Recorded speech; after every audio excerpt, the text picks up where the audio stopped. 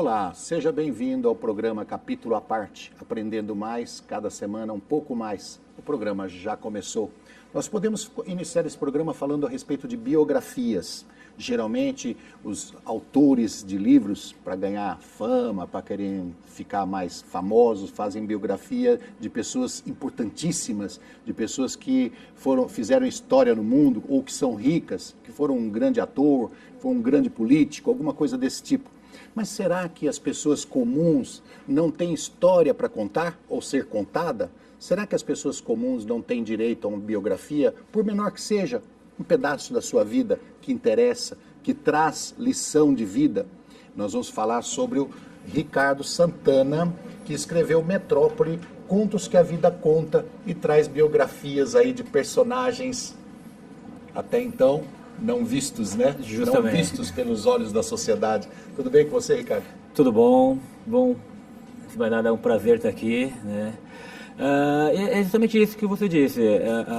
A intenção do livro do Metrópole é contar essas histórias, essas pessoas que são geralmente excluídas, não vistas, né? Quase que fantasmas. A gente passa por elas no dia a dia e acaba não percebendo. E elas têm histórias riquíssimas, né? Para ser contada e que de repente merece ser ouvido também. Nossa, quanto a gente aprende. Metrópole, né? Contos que a Vida Conta. Correto. Eu acho que o título está perfeito, porque a vida de cada pessoa, ela pode não ser uma história completa, né? De que dê um livro assim, de cabo a rabo, Sim. Mas ela tem pedaços importantíssimos, pedaços de grande lição, e todos nós temos, né? Sim, sim.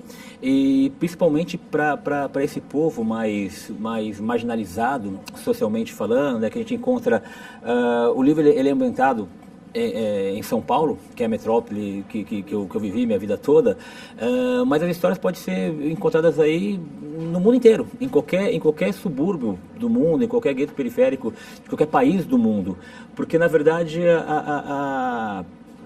esses personagens, né, eles vivem suas histórias extremamente ricas em detalhes, em situações, e que muitas vezes passam despercebidos, né? E a intenção do livro é justamente isso, é dar voz para esse povo.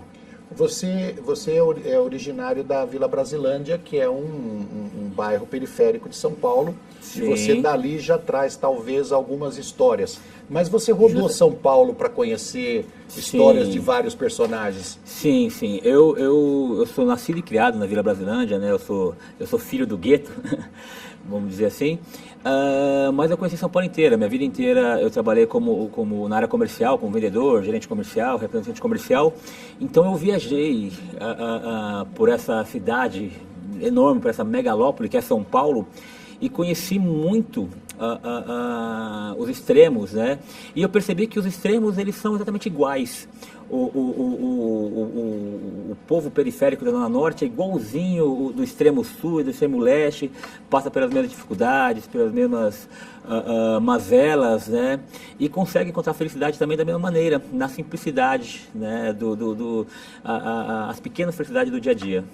Com a intenção de escrever o livro, você começou a pesquisar, a perguntar, parar para conversar e conhecer as histórias? Sim, bastante. Como eu disse, o livro, ele, apesar de serem histórias fictícias, né, facilmente você vai ler e vai identificar com alguma história de alguém, né, que realmente ocorreu. Então, são vivências, na verdade, né, dessas pessoas. São histórias que eu ouvi falar, que alguém me contou, ou que eu conheci o próprio personagem, e tudo isso foi colocado no livro. Apesar de você falar que a história é fictícia, você tem um gancho. Sim, você conheceu alguém ali que tinha uma história e você colocou ela romanceada. Essa é a palavra, eu romancei uma história que realmente aconteceu e que acontece no dia a dia. Como eu disse, de repente esse livro vai ser lido... Mudou o nome do personagem, mudou o cenário, mas enfim, ele é lido lá em Portugal e a pessoa fala, puxa vida, essa aqui parece a história do Zezinho. Né? Parece a história do fulano, eu conheci alguém que viveu isso, ou algo parecido com isso. Essas histórias acontecem no dia a dia. E às vezes esse universo é muito mais rico em histórias do que o que a gente imagina, né? A gente não consegue às vezes enxergar para essa população que está aí, né? Geralmente, quando a gente fala de histórias da periferia ou das pessoas pobres, das pessoas, como diz assim, invisíveis à sociedade, se fala de história triste, se fala de história problemática, de história de grande dor. Sim. Né?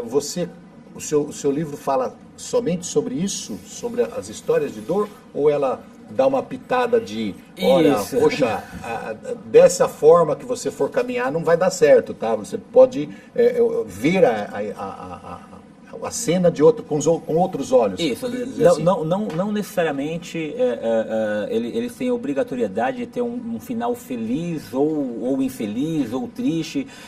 O tema por si só ele é pesado, então as histórias também são pesadas, óbvio, mas a concepção da leitura, ela vai de cada pessoa vai conseguir entender e assimilar de uma maneira, né? Como a gente conversou agora há pouco, o conceito de felicidade ele é muito peculiar, né? Então o tal do final feliz, cada um vai fazer o seu próprio final feliz. De repente alguém vai conseguir acreditar e falar assim, nossa, que triste, e outro vai conseguir, não, puxa, apesar de ter acontecido isso, ele conseguiu ainda algum motivo para sorrir, para ser feliz. Então, são histórias reais, né? Não tem aquele negócio do príncipe encantado, do mocinho que sofre, no final ele casa com a mocinha e fica feliz, não. São histórias reais que acontecem no dia a dia, com suas tristezas, com suas felicidades, com seus momentos bons e seus momentos ruins. E esse olhar que você diz, tem o lado bom da história, é o leitor que vai ver ou o próprio personagem já mostra isso? Também vai muito do leitor de conseguir entender e assimilar a mensagem de cada um dos contos. Esse livro, na verdade, o Metrópole, ele segue uma linha literária que foi muito usada aí nos anos 80 e 90, que está se perdendo, e a intenção dele é justamente estar resgatando, que é que a gente fala de literatura marginal. O que é literatura marginal? São histórias escritas por pessoas que vêm de guetos periféricos, como é meu caso, e toda a trama, todos os personagens, as histórias, a linguagem principalmente, ela é propícia daquela região. Mas não é um livro feito e escrito para ser lido pelo povo periférico. Na verdade, você está dando voz para esse povo, mas para todo mundo conhecer esse tipo de história, esse tipo de linguagem, que é muito fácil de você assimilar. Ela propositalmente é bem popular, é bem fácil a leitura, beirando popularesco mesmo, com alguns termos chulos, com muita gíria, que a intenção é justamente você colocar a fala na boca do personagem mesmo. Você não vai encontrar nenhum garoto de rua pedindo por obséquio, né? Então, muitas vezes, o pessoal, os jovens principalmente, não gosta de ler porque não consegue se identificar com aquilo que está lendo, com a linguagem, com as expressões.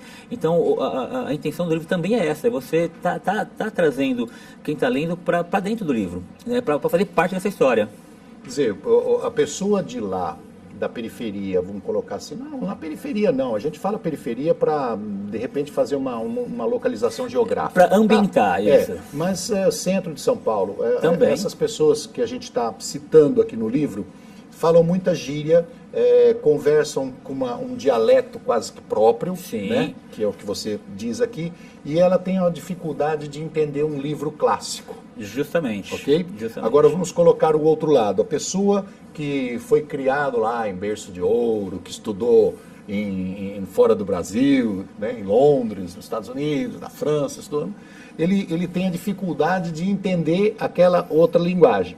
Sim. Ao contrário. Sim. Então, seria bom que essas pessoas lessem esse livro. Com certeza. Para, de repente, entender, falar assim, olha, tudo bem, eles falam um pouco diferente de mim, Sim. mas eles têm um sentimento, eles têm uma algo história, ele tem uma riqueza de conteúdo fabulosa, Sim, né? sim. Que eu posso muito bem aprender. Que é o caso, por exemplo, de gente que saiu do seu conforto, que saiu do seu meio lá, todo bonitinho, todo confortável, e foi conviver com essas pessoas, para conhecer, para entender o que acontece lá. Porque isso é de uma riqueza fora de série. Com certeza, porque a verdade, Roberto, é que assim, a sociedade, a estrutura social da sociedade é uma pirâmide.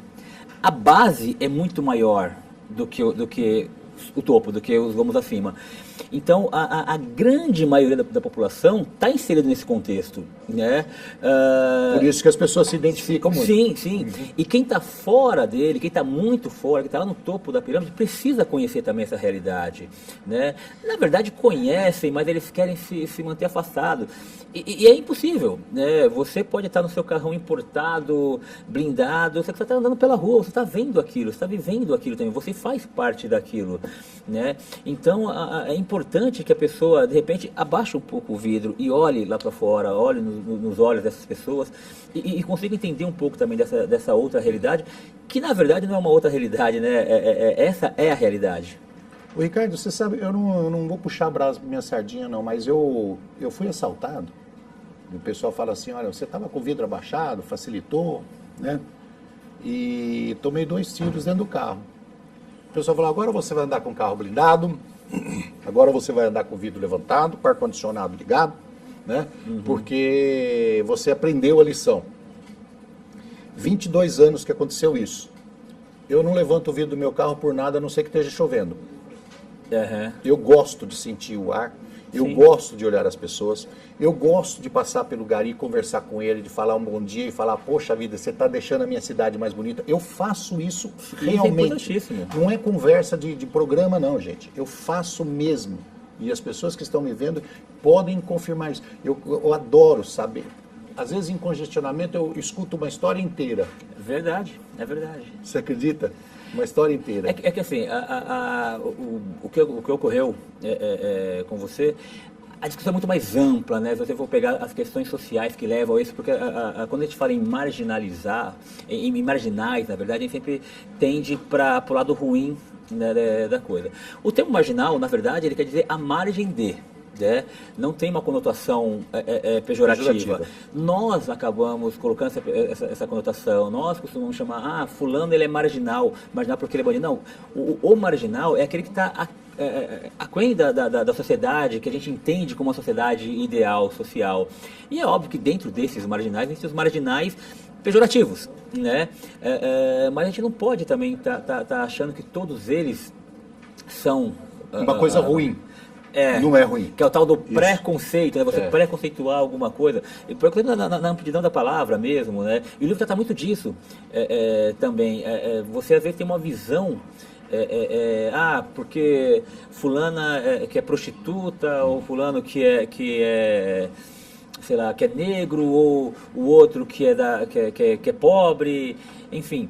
E a gente sempre tem aquela visão particular nossa, sem conhecer a história dele de verdade. Essa conotação negativa e positiva, mas no segundo bloco. Nós vamos para um rápido intervalo e já voltamos.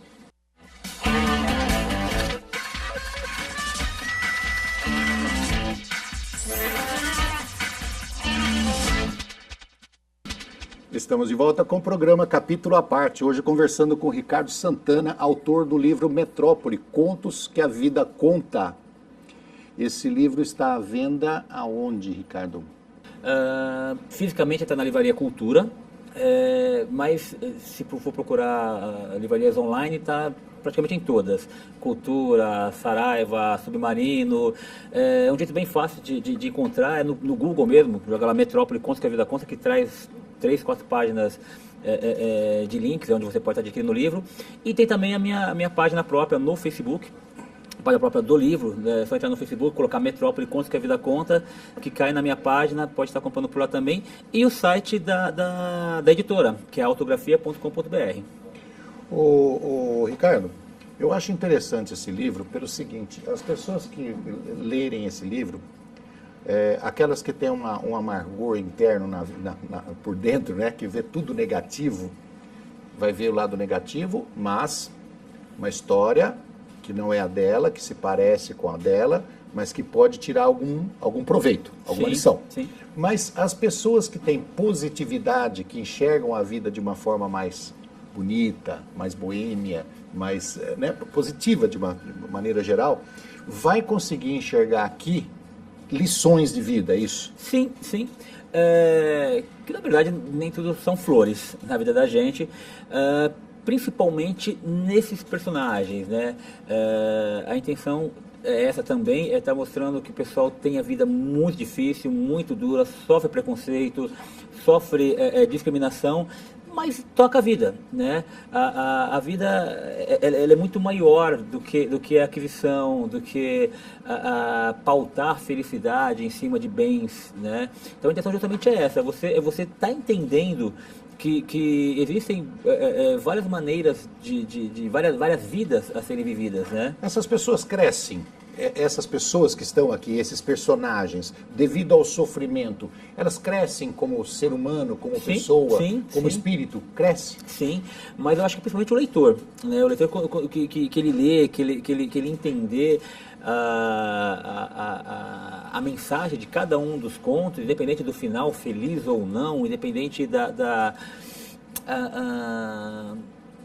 trama em si, levar para uma coisa boa ou uma coisa ruim com aquele determinado personagem, a história em si é justamente para fazer você crescer como ser humano, mudar essa visão. Se ele não cresce pessoalmente, se ele não tem uma subida, né, verticalizada, uma subida mesmo, em termos de vida, pelo menos a sociedade do entorno tem que crescer. Sim, sim. Porque eu estou falando isso para você pelo seguinte, eu sempre tive a firme posição de que o sofrimento é a alavanca da humanidade. Se nós não tivéssemos sofrimento, a gente estaria morando lá na caverna, pelado. É verdade, né? a necessidade faz... A necessidade de se socorrer do frio fez com que nós buscássemos pele, a necessidade da fome fez com que nós aprendêssemos a caçar, a coletar, né? A necessidade de correr do frio fez com que a gente migrasse. A evolução humana, ela se dá através do sofrimento. Pelo sofrimento, sim, pela necessidade de você corrigir alguma coisa que está errada para você. Agora, o sofrimento da gente, ele é uma alavanca muito maior, sem dúvida, mas o sofrimento do outro, ele traz um espelho, ele traz uma vontade de fugir daquilo ali e de crescer? Deveria trazer. E justamente a ideia é que você entenda que você faz parte desse contexto, mesmo que você não viva aquilo diretamente, não seja você que mora em um local que é tomado, né, lugar que é invadido e depois vai ter reiteração de posse, mesmo que não seja você que sofra a discriminação policial, social, mesmo que não seja você que seja o negro que está sofrendo racismo, que seja homossexual que está sofrendo preconceito, você tem que entender que aquele sofrimento também é seu. Indiretamente também é seu, sim, porque são mazelas sociais, né? Nós temos o inconsciente coletivo, sim, né? A humanidade é um corpo. Enquanto a gente tem esses problemas sociais acontecendo no nosso entorno, socialmente a gente não consegue crescer, né? Evoluir como sociedade. Então a gente tem que aprender a olhar também para essas feridas, para essas mazelas e entender que a gente faz parte desse contexto e que a gente pode de alguma maneira estar ajudando a melhorar. Eu acredito muito nessa questão da energia mundial, o universo. Eu acredito muito nisso. A partir do momento que nós todos lutarmos para acabar com o sofrimento do outro, né, ela diretamente está ligado com o acabar do nosso sofrimento. Sim, Roberto, eu sou um romântico, né? Eu ainda teimo em acreditar na humanidade. Sim, eu acho realmente que existam mais pessoas boas do que pessoas ruins. Acontece que os poucos fazem muito barulho. O problema é esse. As pessoas boas, a grande massa de pessoas boas estão muito estagnados. Pacífico. E os ruins vão sobressaindo. No dia que as pessoas boas, de boas intenções, tomar consciência do poder que tem nas mãos, a coisa melhora. Isso mesmo. É interessante isso que o Ricardo está falando. Eu gostaria de frisar isso para o pessoal que está nos vendo. Como o pessoal da internet, os jornalistas de uma maneira geral estão falando assim, olha, são poucos, mas eles fazem um barulho incrível, então dá a impressão de que são milhões, né? São poucos, fazem um barulho incrível. As pessoas do mal também são poucas e fazem barulho, sim, são vistos, né? Aparecem na imprensa e tudo mais. O pessoal do bem, que é a grande maioria, o pessoal do bem, eles estão muito parados, muito calados, muito sem se mexer, muito sem se movimentar. É verdade. Então, o dia em que essa massa do bem começar a se movimentar, começar a ter atividade, tanto quanto o pessoal do mal, é lógico, para o bem, né? tiver atividade assim, com o mesmo volume que o pessoal do mal, o mundo vira um paraíso. Com certeza. Como eu disse antes, no começo do programa, a minha vida inteira eu trabalhei na área comercial. Eu tenho hoje uma clínica de estética, então eu trabalho sempre com o público. E como você também é da área comercial, você sabe, quando você faz alguma coisa mal feita, ela toma uma proporção tão grande, e às vezes quando você faz várias coisas bem feitas, ela é guardada para aquela pessoa, não, poxa, que legal, que bacana, né? E quando devia ser o contrário, as pessoas deviam propagar o bom, né? Mas o bom, geralmente as pessoas guardam para si, e o mal é propagado. Então é justamente essa ideia, o que você disse. O dia que a gente tomar essa consciência, que a grande massa, que a grande maioria das pessoas que são do bem, tomar a consciência que pode fazer alguma coisa, as coisas mudam. E aqui no livro também tem uma parte que diz, coloca em dúvida se o dinheiro traz felicidade, né? Justamente. O dinheiro traz felicidade? Essa é uma pergunta. Aí o pessoal, né, aqueles mais sarcásticos, o pessoal tomando uma cervejinha no bar, fala assim, não, dinheiro não traz felicidade, dinheiro manda comprar. Né? A realidade qual é? O dinheiro traz felicidade? Eu, sinceramente, acredito que não. Não é demagogia. É óbvio, a gente vive numa sociedade consumista, capitalista, a gente precisa consumir, a gente precisa ter. Porém, a felicidade como um todo, ela é pautada em pequenos momentos, né? Tem um conto do livro especificamente que fala bem disso, de uma pessoa que está atolado em dívida, tá morrendo de preocupação, não consegue dormir, tem um emprego ruim, um salário ruim, e ele se vê numa situação que ele pode mudar de vida. Porém, para ele conseguir mudar de vida, pagar sua dívida, ficar com dinheiro, enfim, ele tem que ir contra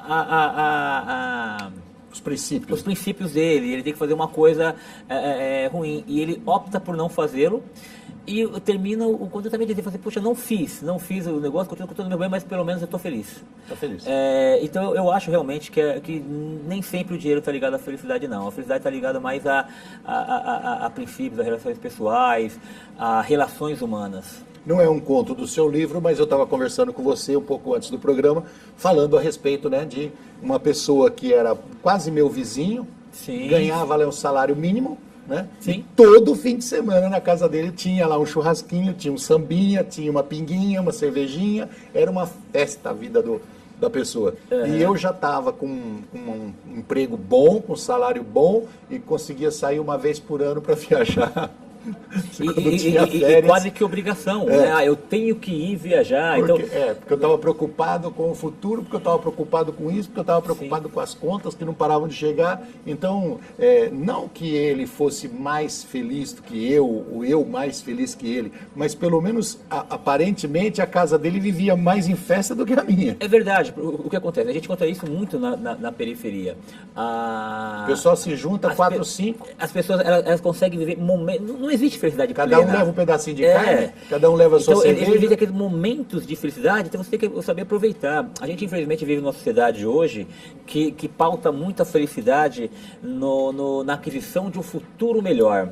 Porém, você não pode viver seu futuro independente do presente, porque você vai passando, deixando de viver alguns momentos felizes, de repente, aquele pai que só trabalha e não pode curtir o jogo de futebol do filho, um aniversário de um amigo, ou até aquela cervejinha num sábado que você não tem nada a fazer, sentar com um amigo na cozinha, tomar uma cerveja, isso é bom demais. E são momentos de felicidade que a gente deixa passar em busca de uma felicidade plena, utópica, né? E muitas vezes, a grande maioria delas, infelizmente, a gente não consegue chegar.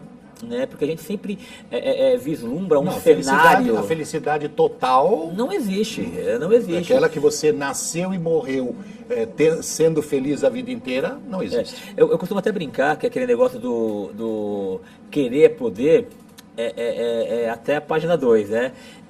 Querer, a possibilidade de poder é muito maior. Só que se você viver com a ideia de que pode ser que eu não consiga, você aprende a dar valor, de repente, em coisas pequenas. Lógico, você tem que lutar para melhorar, lutar para conseguir alguma coisa melhor, sempre. Mas nunca em detrimento das pequenas felicidades do dia a dia. Olha, eu estava pegando esse copo aqui, estava mostrando, né? Tá na metade. Você é daquelas pessoas que falam que esse copo está meio vazio ou meio cheio? Está sempre meio cheio para mim. Meio cheio. Então, para você que enxerga o copo meio cheio, leia esse livro, tire as suas conclusões. Eu acredito que vai tirar boas lições de vida daqui dessa pequena biografia de personagens que não são vistos pela sociedade, mas que têm riquíssimas histórias, que têm muito a doar, que têm muito a falar para a gente, basta ter ouvidos para ouvir. Não é isso? Correto. É isso mesmo. Ricardo, obrigado pelo seu trabalho, obrigado por essa visão que você teve, uma visão com lente, né, da periferia, e trazer essas histórias romanceadas para a gente. Imagina, eu é que agradeço demais a oportunidade de estar aqui. Espero realmente que as pessoas leiam. Apesar, como eu disse, são temas pesados, mas as histórias assim, não são pesadas, pelo menos não na sua totalidade. São reais. Então acontecem coisas que acontecem no dia a dia e que a gente tem que abrir os olhos para isso, realmente. E eu acho, sinceramente, que o gueto tem que ter voz, e é bacana que todos, não apenas o gueto, ouça. Obrigado, Ricardo. Leia o livro Metrópole, Contos que a Vida Conta. Nós te esperamos na próxima semana com o programa Capítulo à Parte. Até lá.